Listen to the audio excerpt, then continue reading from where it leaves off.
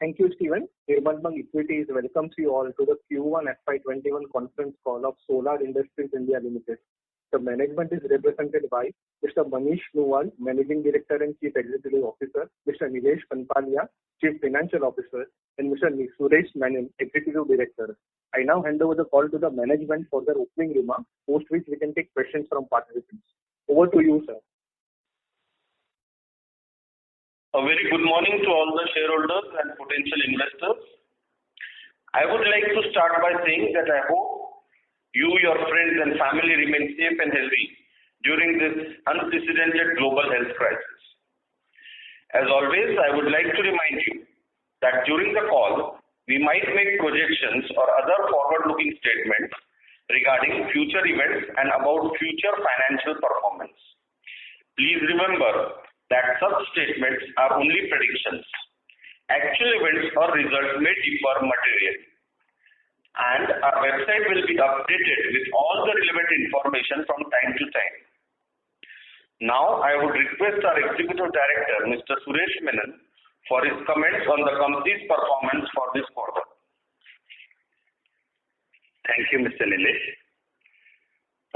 Good morning, everyone, and thank you all for joining us on this earnings call for the quarter one for the period ended June 30, 2020. As we mentioned in the last quarter, that the impact of external factors, that is COVID pandemic, will be visible in the result of Q1 and the same will materially affect in the quarter. During April and May 2020, revenues were impacted by the severe lockdown and restrictions. However, with the gradual lifting of lockdowns and easing restrictions, we could achieve the sales in June 2020 better than what we achieved in comparable months of the previous year. Coal production in Q1 was less than last year by 12% as most mining and construction activity came to a standstill. Both central and state government imposed restrictions in manpower deployment and movement of goods and men in the mentioned period. Housing and infrastructure sector was grossly affected due to movement of migrant workers back home. Sales from exports and overseas have shown growth, giving us confidence of achieving our set targets in the sector. Though the impact of COVID was seen in countries like Nigeria and South Africa, but was offset by sales from Ghana. In a major boost for Make in India and Atmanirbhar Bharat, the first ever Pinaka rocket fully manufactured by a company, Economic Explosives Limited, have been successfully test fired by the army at the firing range in Pokhran, Rajasthan.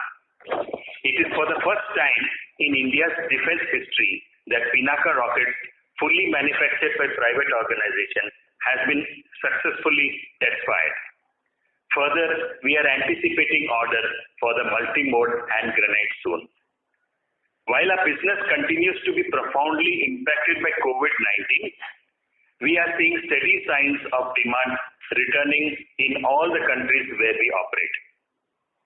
With expected boost from revival of the economy and turnaround in our overseas businesses, we expect our revenues and margins in second quarter 2021 likely to be maintained when compared to similar quarter of the previous year, despite the severe impact of COVID.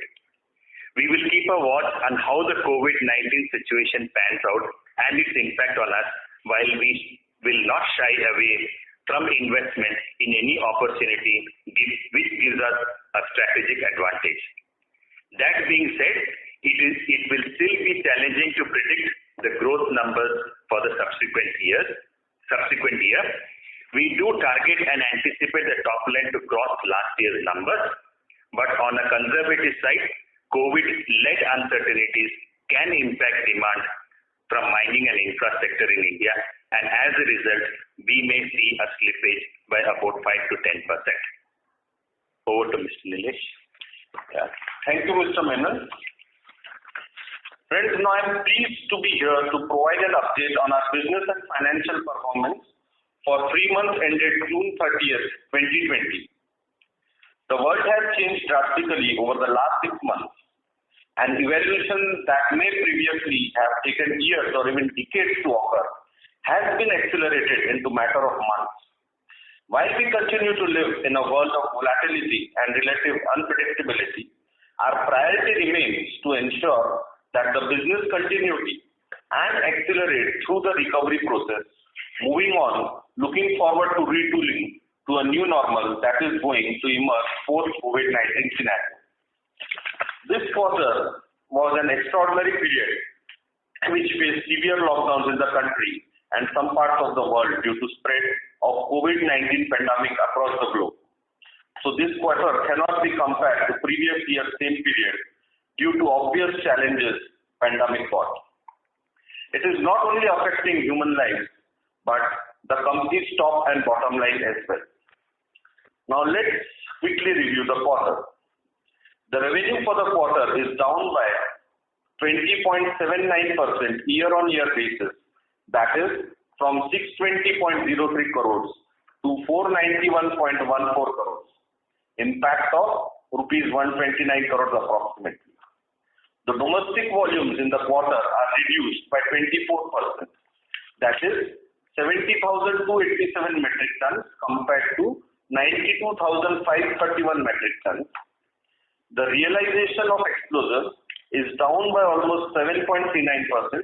That is rupees 34,238 per ton compared to rupees 36,969 per ton. The explosives revenue, was down by 29.65%, that is from 342.08 crores to 240.65 crores.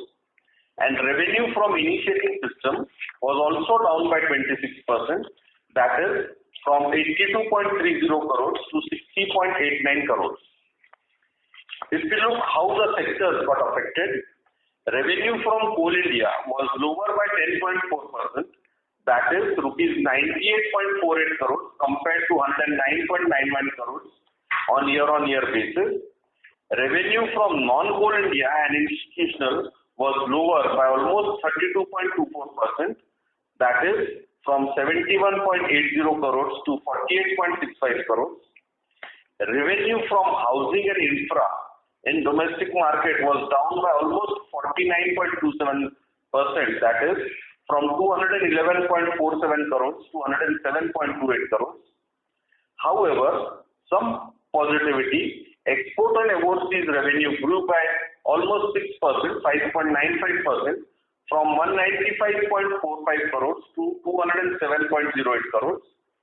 And defense from revenue was almost similar, that is 23.46 crores compared to 25.24 crores, which we did in a comparable quarter of previous year. When we look at raw material, the raw material consumption has decreased by almost 2.49%, that is from 57.41% to 54.92% as a percentage of sales. This is due to fall in commodity prices, change in product mix and better realization from exports. AN price in Q1FY21 was 25,139 per ton compared to 26,335 per ton in Q1FY20, that is down by almost 4.54%. Coming to employee cost, the employee cost has increased by 1.49% and in absolute numbers has reduced from 52.43 crores compared to 48.84 crores on account of non-availability of workers due to COVID pandemic. Hence, reduction in contract workers also affected sales. Thereby, as a percentage of sales, it is appearing on higher side. The other expenses has increased by almost 2.37% and in absolute number is 80.64 crores against 87.07 crores. However, on the account of lower sales again, the figures as percentage of sales look on higher side. The EBITDA margin for the quarter stands at 19.51% compared to 21.01%. The interest cost as a percentage of sales increased from 1.95%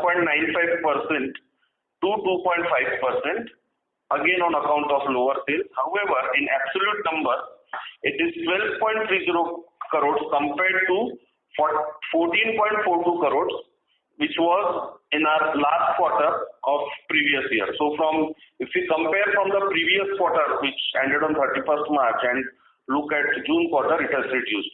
Depreciation has increased from 19.51 crores to 22.79 crores on account of capex, which was done in previous year. The profit before tax stands at 12.36% compared to 15.92%. Now the current tax rate is 25% after the new guideline. As such, the net profit in absolute terms is down to rupees 43.97 crores from 73.83 crores, that is 40.44%. Net profit margin is of 8.95% compared to 11.91% in similar quarter previous year. Few other details which we would like to highlight. The working capital days has reduced from 113 days to 91 days, mainly on account of inventory days, which has now become normalized and reduced from 74 to 99 days. However, the debtor days has remained the same, that is 59 compared to 60. The debt equity ratio is now 0.46 compared to 0.51. For the quarter, we did a capex of 48.78 crores, and for the year we have a planned capex of 210 crores. The total order book as of date stands at 1,153 crores, comprising of orders from Coal India to the tune of 710 crores, Singareni 105 crores, and defense of 338 crores. Had the sales number were higher, these figures would have definitely been different. Now we would be happy to take any questions, comments or suggestions that you may have. Back to you, operator. Thank you. Thank you very much. We will now begin the question and answer session. Anyone who wishes to ask a question may press star and 1 on their touchtone telephone. If you wish to remove yourself from the question queue, you may press star and 2. Participants are requested to use handsets while asking a question. Ladies and gentlemen, we will wait for a moment while the question queue assembles. The first question is from the line of Sujit Jain from ASK Investment Managers. Please go ahead.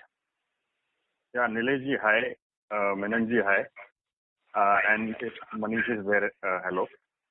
Two quick questions, you can note them down. The HGST benefit in package scheme in Maharashtra, when does it end? What was the MEIS benefit in FY20 of the 72 crores other operating income? If you net off the standalone from console, the margins in the remaining business, that is X of standalone, are lesser than the standalone business, which actually kind of pulls down the ROC. We have done great compounding, and as well as 85 to 90% of our cash flow from operations have been reinvested. But what explains the loss in, for example, the 74% subsidiary in South Africa, 64 crores and 38 crores in FY20 and FY19? You have spoken in the annual report about ISRO business, how big that opportunity could be. And some of the entities that are there in annual report, which are promoter entities, are promoters, what kind of business they are into apart from this business, which is, for example, Gulmore developers, Sun developers, Sunbeam developers, etc. Thanks. Yeah. Okay. Let me take the question of overseas, particularly with subject to South Africa. Our views are like this. Solar is the only Indian company to successfully set up overseas manufacturing facility. If you look at the solar's first 3 overseas plants, which is right now maybe between 6 years to 9 years, we have a market share there about 12 to 38%. In India, solar has a market share of about 24%, and India's total market size is about $700 million USD. In Africa continent, in the countries that we are present, the market size is about $1 billion USD, and currently we are doing about 70 to 80 million USD.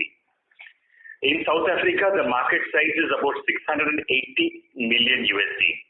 It is a known mining country where most large and small mining houses are headquartered. It is also the center of explosive business in Africa, and a very well regulated and technologically advanced in mining. Solar has strategically positioned itself while entering into South Africa.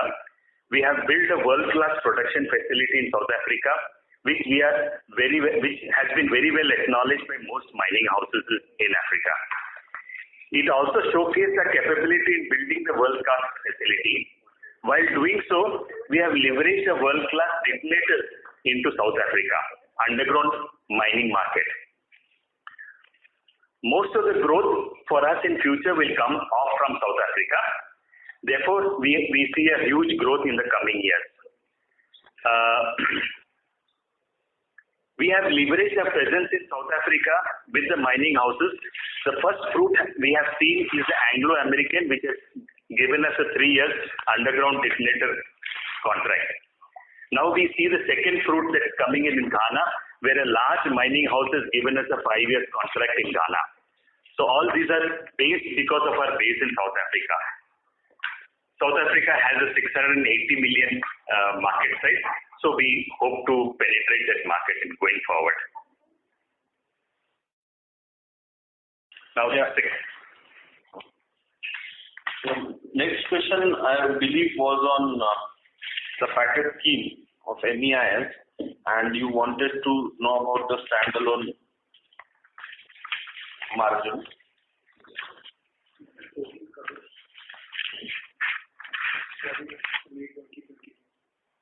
So the total operating income, other operating income, 72 crores. How much of that was MEIS FY20? Of the other operating income, how much it was?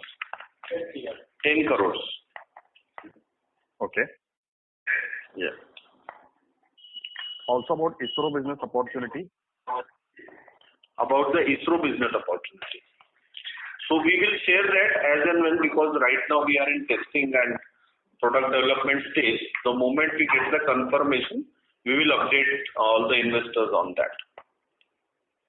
So right now, as we have explained, that Pinaka is the opportunity we are looking, and that the MMHG order which are going to come to our company. So those are the two areas where we are clear about. And the other promoter entities not related with solar mentioned in the annual report.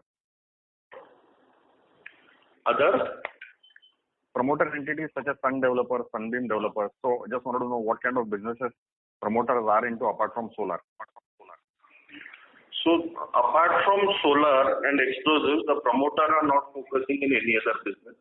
We are totally into explosives. Nothing related with real estate, infrastructure, etc. No. Okay. And the last question that I had asked about the scheme in Maharashtra, when does it end? The package scheme where you get HDST benefits. Hello? package scheme, when does it end? The package scheme is valid up to? It is valid up to May 2022. May 2022. Sure, thanks. I'll get back in touch with you. Yeah, and those companies which you are talking about, they are simply investment companies, nothing beyond that. Yeah, thanks. They are not related to explosives.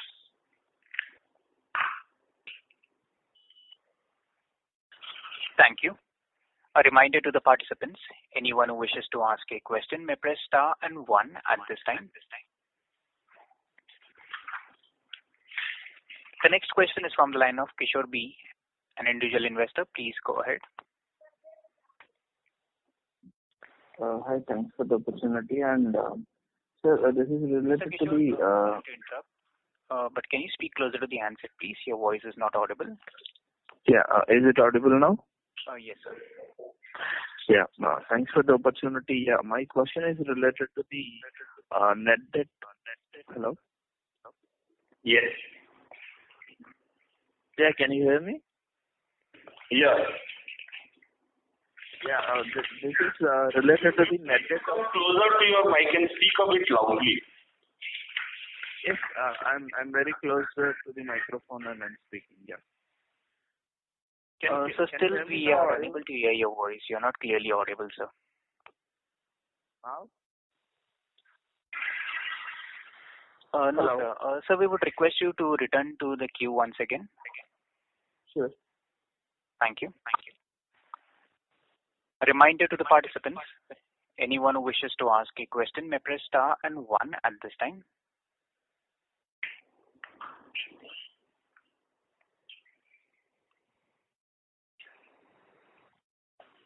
The next question is from the line of Santosh Vesalapu from Ashika Stocks. Please go ahead.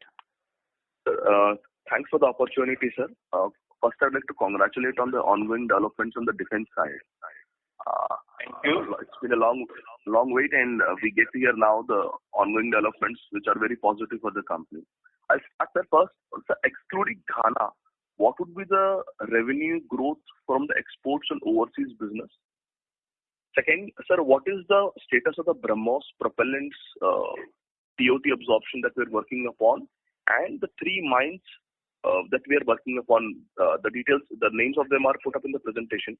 And thirdly, what's the outlook of our realization going forward from the current order book? And what's the outlook on the ammonium nitrate prices given the current scenario? That's it, sir.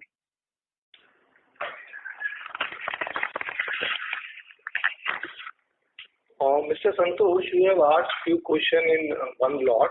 First was related to the update on BrahMos and mines. So we cannot update on each and every product like that. But for your knowledge and everybody's knowledge, the company has already delivered the product and it is being successfully fired.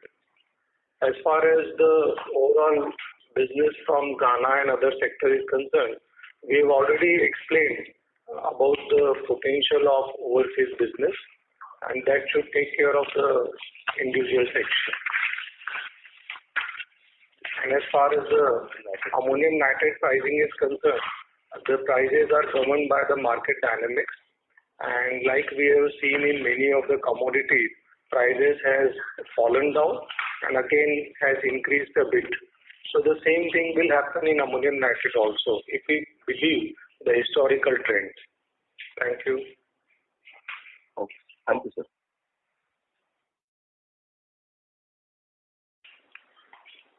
Thank you. The next question is from the line of Abhishek Ghosh from DSP Mutual Fund. Please go ahead. Hi, sir. Thanks for the opportunity. So just one question. In terms of the housing and infra, which had seen sharper decline on account of the lockdown impact, how are things shaping up over there? And also in terms of how is the competitive intensity in that segment? So in case of this housing and infrastructure, as we had said, that because of this complete shutdown which we faced earlier, and now we feel that gradually post this monsoon from Q2 onwards, it should gradually pick up.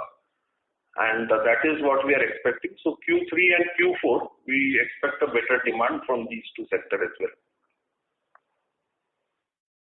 Okay. And sir, in terms of the debt levels, well, the debt has remained stable because our working capital has come down, but overseas has kind of seen an increase in overall capex. So how should one look at the debt levels over FY21 and FY22 end? So the debt level will maintain the debt equity ratio of 0.5. So that we look forward to. And now the type of capex we have planned, we will see that most of you will be made through internal accruals and maintaining the same level of loans. So, but the 250 odd crore kind of a capex run rate which you have been maintaining in 22, should that number come off, or will that continue that thrust of capex of 250 odd crores annually? So as of now, we do see that will be planned, but now, like we mentioned in our opening speech, that we will see how things evolve, how this corona COVID pandemic affects the globe and how it changes the market dynamics, and accordingly we will decide and take a call on capex. Okay. But that will be mostly towards defense.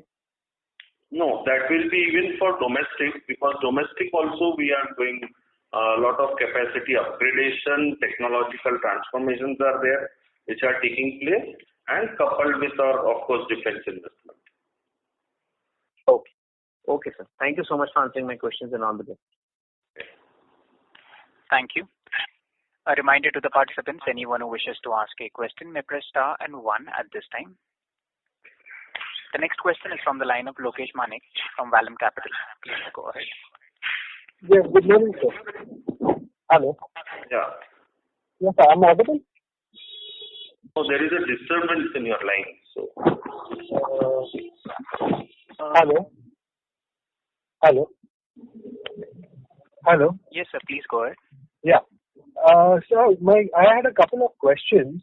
One was, sir, on the recent developments in the defense side with regards to 101 products where import substitution will happen.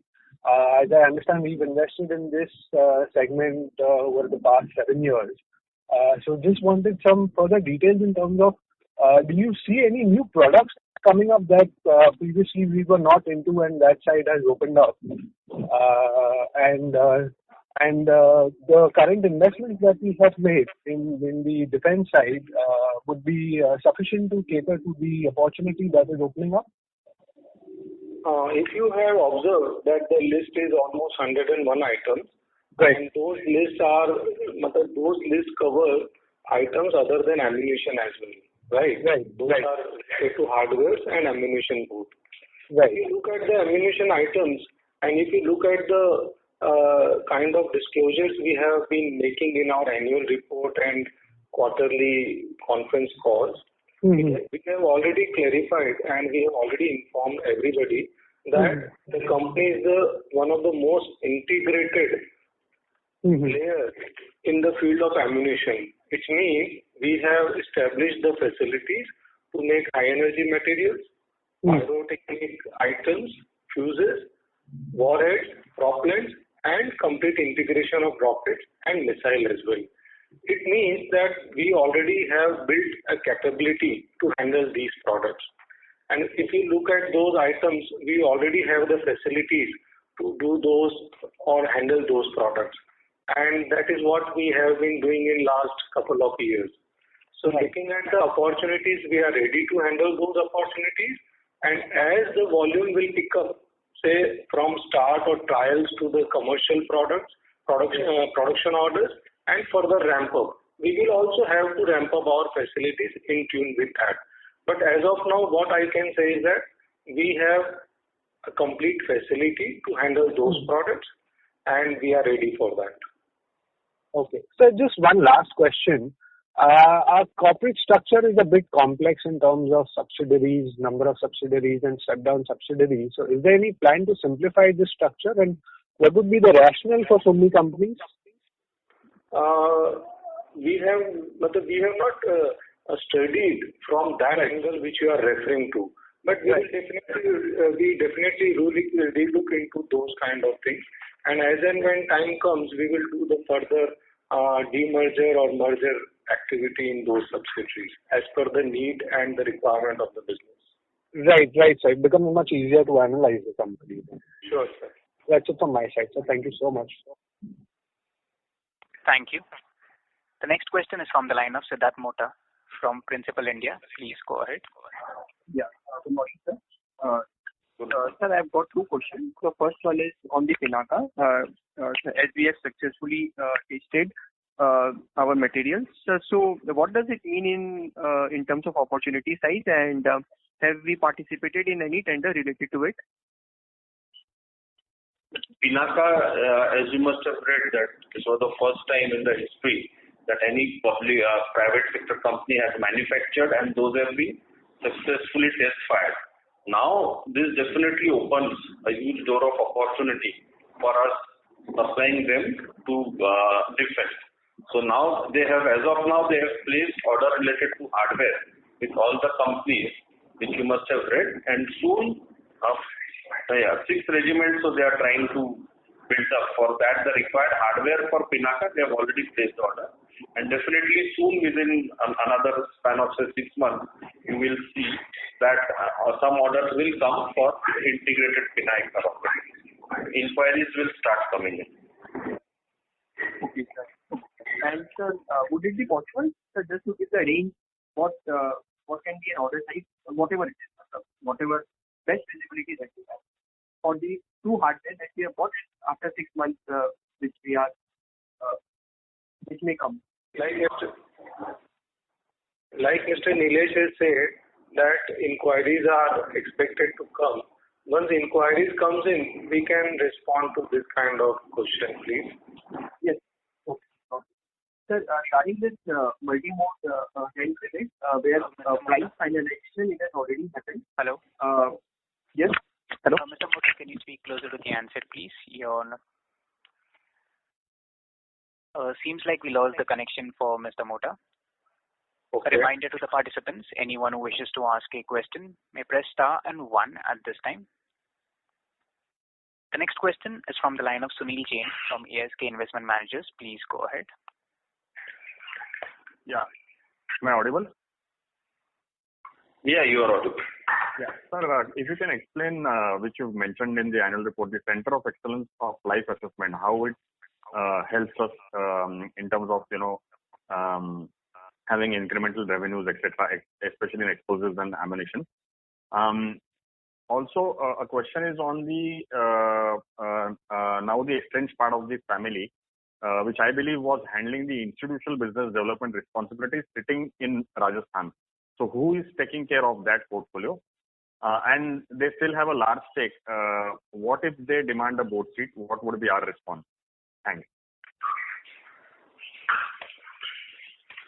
Firstly, I would like to say on the percentage holding which they are holding, that is around 28%, which they will continue to hold. As far as the part is concerned, basically it was an automatic vacation from the office, so that is what their concern is. So a legal thing is going on that, and as the matter is sub judice, as and when it will come, we will take the best course of action. Now, as far as the part of business which he was looking was basically from Bhilwara, so under him he already had a professional team which was looking after that. Now, Mr. Menon, who is there with us as Executive Director, he will be managing that. So that will continue without any interruptions. Thank you. I've asked you about the Center of Excellence of Life Assessment. If you can elaborate on that, which you've opened recently. This Center of Excellence for Lifetime Assessment is basically the country has observed over a number of years that in our country there is a lack of capability to see the life of the ammunition. So we rely on the certifications of the vendors who are supplying the products from overseas countries. So once the product comes to the country, after certain years, if because of any one part or other part, if the life of the ammunition can be predicted, then country can save thousands of crores every year. So based on that requirement, company came forward and set up this Center of Excellence. It will help our country a lot. As far as revenue is concerned, the establishment is not from that perspective, but to help the country, and that will benefit everybody. Thank you. Thanks.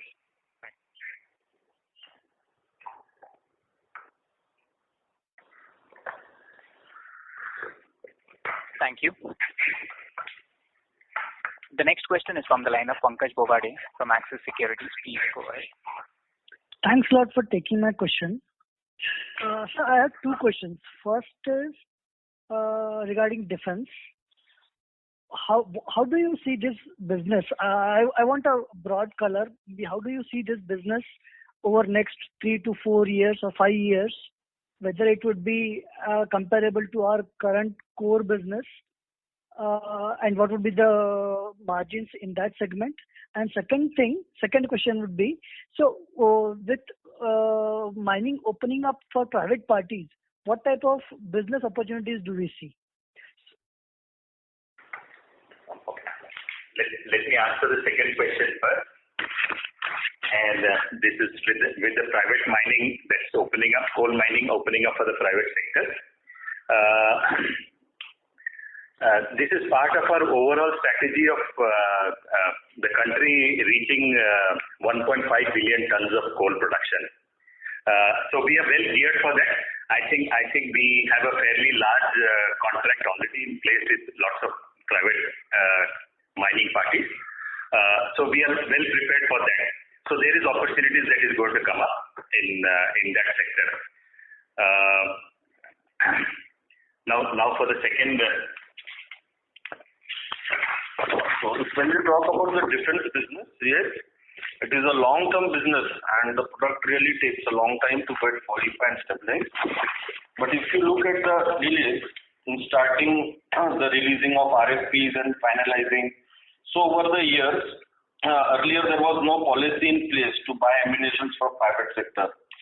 Second, the real push was not there, but with the recent policy in place and with the push there for Atmanirbhar Bharat, the government has taken various measures, like any import of ammunition, if it is 200 crore, the government has straightforwardly announced that they will not be importing that if it is beyond this limit.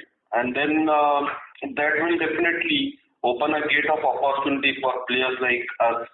And as has been explained few time back by RMD, that we have so many types of ammunition, we have such an integrated plant that we can, our company will be in the best position to take care of to take away that opportunity. And these various items which will be required by the services, we will need a very small capex in the nature of 40, 50, 70 crores to be ramped up from here onwards. So let us see now how government, what their plan about defense, how they come out with various inquiries. We will be definitely participating in all those and get benefit of these things. As far as once order starts going, then we can give you the like multi-mode, which is as we said is coming up. We already have an order book in hand. So a gradual period of years, over the period of next 3 years, we see a very good ramp up in our revenues from defense. And we will keep updating you, probably more clarity in the next conference call, which we'll have for Q2. Sure. So the margins in this new business are they comparable with the old core business? And second thing, how do you see this ramping? Do we see the revenues from the new business as good as the core business over say 4 or 5 years? So as defense, is a long gestation period. Is there in defense? So definitely and it's more capex oriented long gestation. So definitely EBITDA margin will be better than the explosive margins. Okay. So definitely we expect the margins will improve going ahead once we have revenue flowing from defense. So could you be able to give a trajectory? Because we have been this, as you said, this is a long gestation period business. Right now we are doing around 21-22%, and we say there is an improvement in that. So you are asking for EBITDA or you are asking for I'm asking trajectory? For scale. So Scale. we have been doing this for we have been investing for last 7 odd years. And as you said, it is long gestation period. I very well take that into account. But going forward, say next 5 years, do we see the scale of the business being ramped up to the level as it is as our core business is? No, our core business, we are there in Indian market and overseas market. So that will also grow. So we can expect that out of this total basket, 40% will be our Indian market, maybe 40% of domestic and exports, and balance 20% from the defense. And the basic questions from your side was that how defense business will reflect in the overall business of the company. So let me clarify you that since we are making explosives, for us, making explosive means we can handle the products for civilian and defense applications both. Over the years, we have expanded the product portfolio even in civilian explosives product, and recently over last 7 years we have expanded into defense products. Going forward, the same kind of experience will help us to expand our reach for the products like space-related requirement also. So if you look at this kind of diversification within the same explosive family, it means that company is expanding its geographical reach, company is expanding its product portfolio. That will help the company to sustain any kind of situation, and that will enhance the sustainability of the company. And that is the strategy behind all these diversification within the same explosive segment. And going forward, definitely, like we have been saying, that defense will become one of our major contributing products for our overall business portfolio. How much it will contribute? That is difficult at this moment, but as government is very clear that they want to implement the practically 100% indigenization, as good as 100% indigenization, and because of that policy push, they have came out with the Atmanirbhar Bharat scheme, and they have very clearly spelled out that so many items of ammunition will be procured from India. So those kind of policy push will definitely help our company to contribute for making our countries self-sufficient in ammunition. And once we reach to that stage in next couple of years, as we have already started exploring the sales of these products for the overseas markets also. So this is a journey which will definitely unfold in the years to come. So we have to wait for those kind of total clarity because it's a evolution of the business. Thank you. Sure. Thanks a lot. Thank you. A reminder to the participants, anyone who wishes to ask a question may press star and 1 at this time. The next question is from the line of Siddharth Mota from Principal India. Please go ahead. Yes, sir. So my question is on this multi-mode hand grenade where price finalization has happened and soon order is going to be finalized. So can you please quantify the order size and the execution time? And is there any follow-up order on this MMHG? That is a phase 2. We can share the information like this. The order which is going to come is for almost 1 million pieces, 1 million, 10 lakh pieces. That needs to be delivered in a period of 2 years from the date of order. Second, the price for this product, it is difficult to share at this moment. Just wait for another couple of weeks. We will share with the investors. As far as the follow-up order is concerned, because since it was for the first time that our company has really made it successful after almost more than 22 years of research on this product. So once the product starts going into the army soldiers, definitely more orders will come up. That is what is our expectation. Thank you. Okay. Sir, regarding this Singareni order, re-tendering was supposed to happen in June 2020. So any update on that front? The Singareni tender is already over, and we are since the orders will be in that state. Once orders comes, we will share with you. Okay. And would it be possible for you to quantify the order which was there this time? It will not be wise on our part to share the order quantity at this moment, but definitely orders will be more than the last tender. And might be in a month or so we can hear something on this front? We are expecting that within a month's time we should get an order. But because of COVID situation especially in Singareni collieries, mines and offices, so they are not working at the same speed at which they were working at. Sir, South Africa, our loss was around 55 crore in FY20, and you have mentioned that we have won some of the contracts.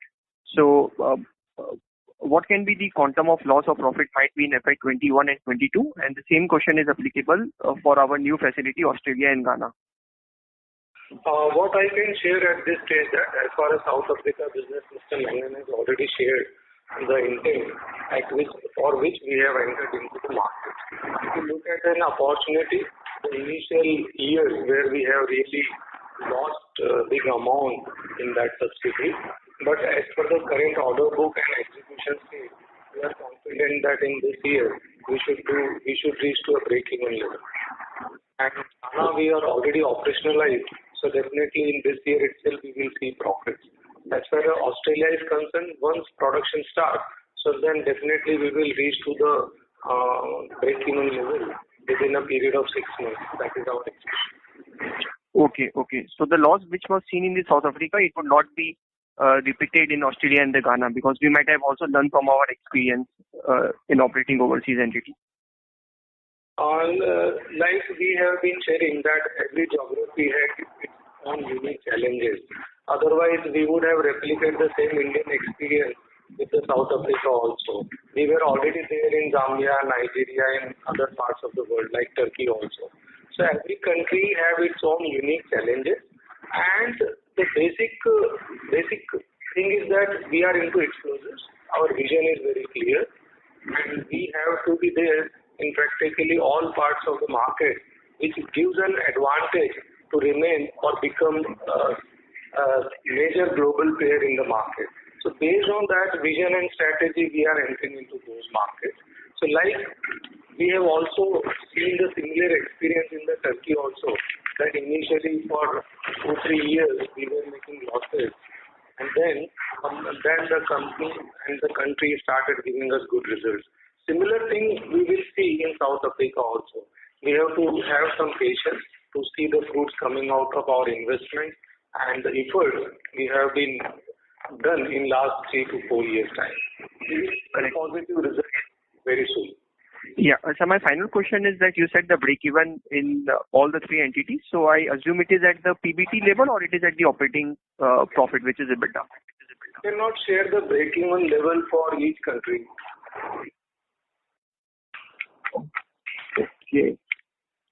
Okay, sir. Okay. Thank you. Thank you. The next question is from the line of Rohan Gupta from Edelweiss. Please go ahead.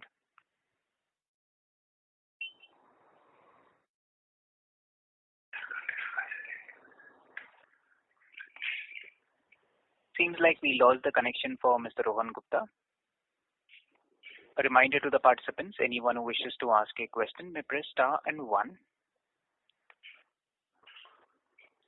The next question is from the line of Sujit Jain from ASK Investment Managers. Please go ahead. So we mentioned about 450,000 tons of capacity and production of 435,000 tons in the annual report. And in the Q4 presentation, we talk about close to about 335,000 tons of sales. So if you can reconcile these numbers, what is our capacity split into domestic and overseas, and what is the capacity utilization? Okay. So we'll take the next question till we give you these figures. Sure, thanks. Thank you. The next question is from the line of Rohan Gupta from Edelweiss. Please go ahead. Yeah, hi sir, good morning. Hope sir, you can hear me now? Yeah. Sir, a couple of questions from my side. Sir, first is on our international operations. So given the uncertainty of COVID, earlier we had planned almost entering to every new country or almost 2 countries every year. Have we changed any strategic plan in that current year and over next 2 years, how our global operations will pan out, sir? Rohan, we have already shared recently in this conference call itself about South Africa, Ghana and Australia and Tanzania as well. I think that should suffice your question. No, sir. Sir, when we enter into any new country, we have been planning almost 1 year in advance. So I am just saying that over next 2 years, are we going to continuously add new countries over next 2 years, or there is going to be some slowdown in our international operations when adding a new country, sir? So basically, you are mixing both questions. First is, are we going into new countries, and or we have slowed down our efforts? First point is, what countries we have already shared in that our target is already there, efforts are already going on, where the targets or countries are identified. So we are continuing with those efforts. But major point is the investments, which were high in nature, especially for South Africa. That phase is, I can say, is almost over. Okay. So as you, sir, mentioned that South Africa from this year onward, we can expect break-even. And Australia also maybe over next 2 years. can be brought back to break-even. Is that right? Because after that, probably all other countries, we will be on a break-even point, right? Or on the profitability zone. Absolutely. And another factor we should keep in consideration that once we enter into different level of market, which Mr. Menon has said, that we have entered into the advanced market as far as mining is concerned. So once we are through from that phase, definitely we need not to relearn the same thing again and again on that kind of requirement, say product requirement, service requirement, or cultural related issues. So we will be out of all these three new things which we have to feel or pass through when we enter into big new mining market. So those learnings and experience and the reputation which we have recently built even in South Africa, that will definitely help us a lot. Sir, that was exactly my question, that in last 5 years our learning curve has stepped up a lot. So over next 3 to 4 years, given these major countries we have already covered and most of them now above break-even, so can we expect a significant jump in profitability over next 3 years from all these countries where we are already in? That's what my question was, sir. You are very right. Once we are out of that phase, which we have already shared, that in this year we will see a significant increase in top line and bottom line from overseas market despite of the COVID related challenges. And definitely you are right, we will see the similar improvement in coming years to come. Okay. So second question is on defense. So similar thing has happened in defense as well, because our huge investment has gone there, but we are still struggling with the lower revenues. That none of our fault, but continuous delays in government order. So do you see that in last 6 months, given the escalating border tension and government focusing continuously more on the Atmanirbhar Bharat, do you see that something has changed in last 6 months where we continue to see that more RFPs are coming in, but when it comes to the order inflow or getting orders converted into revenue, that is not happening. So do you see, sir, that over next 1 year, 1.5 years, now the time has come where this order of defense business is now ready to take off significantly? What I can say that there is a positivity as far as sourcing of ammunition from indigenous sources, indigenous suppliers. But same thing, I would also like to submit that in the past years, we have seen there was no policy in place to buy the ammunition from private sectors. If we look into both the sides and the kind of preparations which we have been doing in last 6-7 years, so at this stage, we are ready, government is also ready with the policies in place, and there is a special push under Atmanirbhar Bharat. So these three things, if we combine, we will see definitely bigger pie of buying ammunition from private players in India. And that will definitely help us. As far as whether significant or not significant, I can say that one of the orders, which is multi-mode hand grenade, it will be the first time from Indian private player that government will buy the ready-to-use ammunition. And once this starts, it will reflect the government intent also. And once it starts, definitely we will see more clarity on various other products also. Okay. And just last one, sir, third one. Sir, on CapEx, so this year you had roughly 200 crores. So going forward over next 2 to 3 years, because you mentioned that you want to maintain debt equity of 0.5x, given our solid cash flow generation from the global operations. So it means that, and with our balance sheet size growing, it means that we are looking at large capex going forward. I just wanted to understand that over next 2 years to 3 years, what will be our cumulative capex and which part of the business it will be. We will share on these issues as and when time comes. Otherwise, our policy is very clear. We do our business by maintaining the financial position in a conservative manner.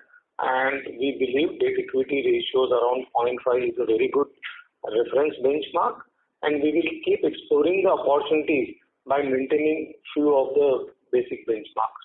Thank you. Thank you, sir. Thank you. Yeah. Now I would quickly like to answer Mr. Sujit Jain's question. What we had mentioned in the annual report, the total production of 4,37,500 was our global production of explosives, which we did.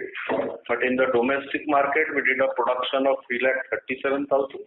Our domestic production capacity is 4,50,000, and our overseas capacity is 1,27,000. So that makes us 5,77,000 as our global explosives capacity. So I hope it clears it to us. Thank you.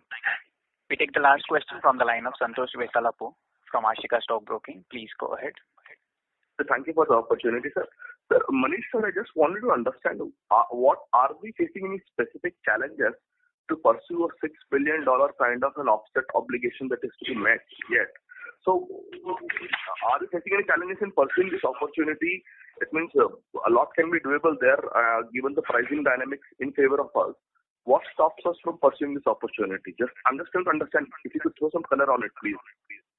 Yeah, so definitely offset policy is there, but this offset policy will come when there are foreign suppliers who are willing setting up a JVR, and for that they will need to transfer that technology and share their production facility. So there are a lot of not only company level issues, but government level issues and global political issues which are there concerning to this. So as we have said that all these things to get a clarity to set up policy.